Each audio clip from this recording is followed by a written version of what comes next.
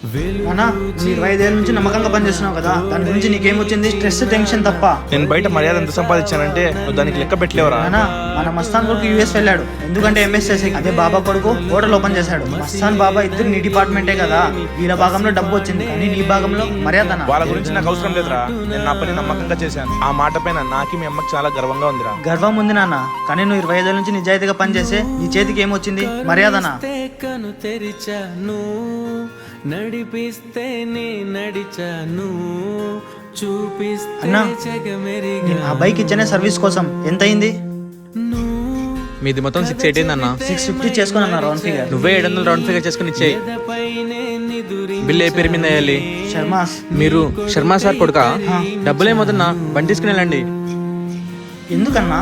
మీ నాన్నగారు చాలా హెల్ప్ చేశారు. ఈరోజు నేను ఇక్కడ ఉన్నానంటే ఆయన వల్లే అన్న. ఆయన కొడుకు దగ్గర నేను ఎందుకు డబ్బులు తీసుకున్నాను చెప్పండి.